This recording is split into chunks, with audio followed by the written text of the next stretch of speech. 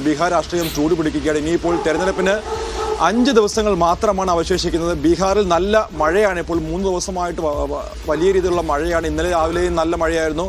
വൈകിട്ട് വരെ വലിയ മഴയാണ് ഇവിടെ പെയ്തത്. ഇന്നും സമാനമായി തന്നെ വലിയ മഴയാണ് പെയ്തുകൊണ്ടിരിക്കുന്നത്. അത്തരത്തിൽ ഈ മഴയൊക്കെയും അവഗണിച്ചുകൊണ്ട് എല്ലാ രാഷ്ട്രീയ പാർട്ടികളും മുന്നണികളും നേതാക്കളും പ്രചാരണ രംഗത്തേക്ക് കുതിക്കുകയാണ്. പ്രത്യേകിച്ച് ഇനിയിപ്പോൾ ദിവസങ്ങൾ മാത്രമാണ് ബാക്കിയുള്ളത്. അതിന് മുന്നോടിയായിട്ട് എല്ലാ വോട്ടർമാരിലേക്കും ജനകീയ പ്രഖ്യാപനങ്ങൾ എത്തിക്കാൻ വേണ്ടിയുള്ള നീക്കമാണ് അവർ നടത്തിക്കൊണ്ടിരിക്കുന്നത്. കഴിഞ്ഞ ദിവസം ഇന്നലെയായിരുന്നു NDAയുടെ പ്രകടന പത്രികയൊക്കെയും പ്രഖ്യാപിച്ചത്. കൂടുതൽ തൊഴിലവസരങ്ങളാണ് പ്രധാനമായിട്ടും അവർ ഊന്നി പറയുന്നത്. 1 ലക്ഷം സർക്കാർ ജോലിക്കാരെ വാഗ്ദാനം അല്ലെങ്കിൽ സർക്കാർ തൊഴിൽ വാഗ്ദാനം ചെയ്യുന്ന ചില പ്രഖ്യാപനങ്ങളും സ്ത്രീകൾക്കായുള്ള പ്രത്യേക ചില തൊഴിൽ വാഗ്ദാനങ്ങളും അതോടൊപ്പം തന്നെ സ്ത്രീകളുടെ അക്കൗണ്ടിലേക്ക് കൂടുതൽ പണം നൽകുന്ന പദ്ധതികളടക്കം യുവാക്കൾക്ക് കൂടുതൽ തൊഴിലവസരങ്ങൾ, അത്തരത്തിലുള്ള നിരവധി പദ്ധതികളാണ് ഇവർ ആവിഷ്കരിച്ചിരിക്കുന്നത്. അതിൽ ആരുടെ പദ്ധതികളിലാണ് അല്ലെങ്കിൽ ആരുടെ പ്രഖ്യാപനങ്ങളിലാണ് ജനം വീഴുക എന്ന് ഇനി കാത്തിരുന്ന് കാണേണ്ടി വരും. അവസാന ഘട്ടത്തിലേക്ക് എത്തുമ്പോൾ രാഷ്ട്രീയ പ്രത്യാരോപണങ്ങൾ വർദ്ധിക്കുകയാണ്. പ്രത്യേകിച്ച് രാഹുൽ ഗാന്ധി പ്രധാനമന്ത്രിയെ അപമാനിച്ചു. അതോടൊപ്പം തന്നെ രാഹുൽ ഗാന്ധിക്കെതിരെ അമിത്ഷാ നടത്തിയ പരാമർശങ്ങൾ,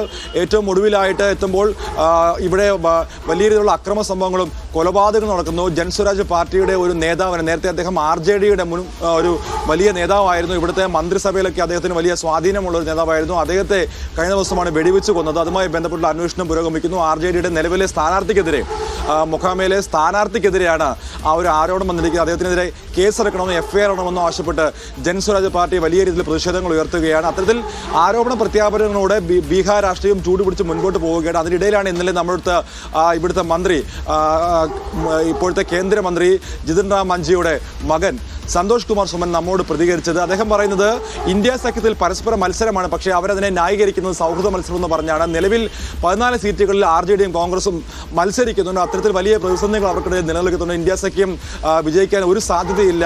വീണ്ടും NDA സർക്കാർ തന്നെ അധികാരത്തിൽ വരും. ആ ആത്മവിശ്വാസമാണ് അദ്ദേഹം നമ്മോട് പ്രതികരിച്ച് അല്ലെങ്കിൽ അദ്ദേഹം വ്യക്തമാക്കിയത്. അത്തരത്തിൽ ആ ഒരു രീതിയിലേക്ക് ബീഹാർ രാഷ്ട്രീയം പോകുമ്പോഴും ഇന്നിപ്പോൾ കേരളം അതിദരിദ്ര സംസ്ഥാനമാണെന്നൊക്കെയും പ്രഖ്യാപിക്കാൻ ഒരുങ്ങുകയാണ്. ആ ഒരു സാഹചര്യത്തിൽ നമ്മൾ ഈ ബീഹാറിലെ പല ഗ്രാമങ്ങളിലൂടെയൊക്കെ സഞ്ചരിക്കുമ്പോൾ ബീഹാർ ആ ഒരു നിലയിലേക്ക് എത്തണമെങ്കിൽ ഇനിയും വർഷങ്ങൾ കഴിയണം, അല്ലെങ്കിൽ വർഷങ്ങൾ കടക്കേണ്ടതായിട്ടുണ്ട്. അത്തരത്തിൽ വളരെ ദയനീയ അവസ്ഥയിലുള്ള കാഴ്ചകളൊക്കെ നമുക്ക് കാണാൻ സാധിക്കും. നമ്മൾ ഓരോ ജനങ്ങളോട് സംസാരിക്കുമ്പോൾ, ഓരോ ഗ്രാമങ്ങളിലെ അവസ്ഥ കാണുമ്പോൾ സങ്കടകരമാണ്. 3 നേരം കഷ്ടിച്ച് ഭക്ഷണം കഴിക്കാൻ പോലുമുള്ള പണം അവരുടെ കയ്യിലില്ല. അവരിവിടെ ജോലി ചെയ്യുന്നത് മാസം കിട്ടുന്ന വരുമാനം 3000-4000 രൂപയാണ്. അത് വെച്ചാണ് ഒരു കുടുംബം മുൻപോട്ട് പോയിക്കൊണ്ടിരിക്കുന്നത്. അവർക്ക് ശൗചാലയമില്ല, പൊതുക്കിണറിനെ ആശ്രയിച്ചാണ് ജീവിക്കുന്നത്.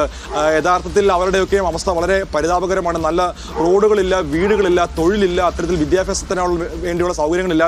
ഇവിടുത്തെ കുട്ടികളൊക്കെയും വിദ്യാഭ്യാസത്തിന് വേണ്ടി 25-30 കിലോമീറ്റർ ദൂരെയാണ് പോകുന്നത്. അവിടെ അവർക്ക് ഓട്ടോ സൗകര്യം മാത്രമേ ഉള്ളൂ. അതുകൊണ്ട് തന്നെ സ്കൂളിലേക്ക് എത്താൻ താമസിക്കുന്നുണ്ട്, സ്കൂളിൽ നിന്ന് വീട്ടിലേക്ക് എത്താൻ താമസിക്കുന്നുണ്ട്. അത്തരത്തിൽ വലിയ പ്രതിസന്ധികളും പ്രശ്നങ്ങളും നിലനിൽക്കുന്നു. പക്ഷേ ഈ ജനകീയ പ്രഖ്യാപനങ്ങളിലൂടെ വോട്ടർമാർ ആരെയാണ് സ്വാധീനിക്കാൻ ശ്രമിക്കുക, അല്ലെങ്കിൽ വോട്ടർമാരെ സ്വാധീനിക്കാൻ ശ്രമിക്കുമ്പോൾ ആരുടെ കൂടെയാണ് വോട്ടർമാർ പോകുന്നതെന്നാണ് നമ്മളിനി കാത്തിരുന്ന് കാണുന്നത്. പല ഗ്രാമങ്ങളിലെത്തുമ്പോൾ നിതീഷ് കുമാർ അധികാരത്തിൽ വേണമെന്ന് പറയുന്നു. രാഹുൽ ഗാന്ധിയെ പറ്റി ചോദിക്കുമ്പോൾ രാഹുൽ ഗാന്ധിയുടെ വോട്ടർ അധികാര യാത്രയെപ്പറ്റി അവർ കേട്ടിട്ട് പോലുമില്ല.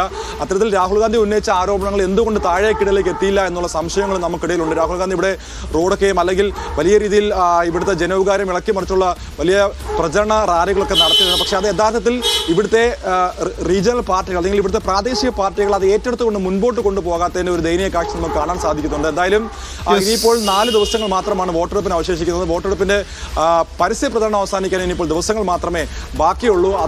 അതിനിടയിൽ തന്നെ ഈ പ്രഖ്യാപനങ്ങൾ താഴേക്കിടയിലെ ഏറ്റവും അതിദരിദ്രരായിട്ടുള്ള മനുഷ്യരിലേക്ക് എത്തിച്ചുകൊണ്ട് അവരുടെ വോട്ട് പിടിക്കാനുള്ള ഓട്ടത്തിലാണ് രാഷ്ട്രീയ പാർട്ടികൾ.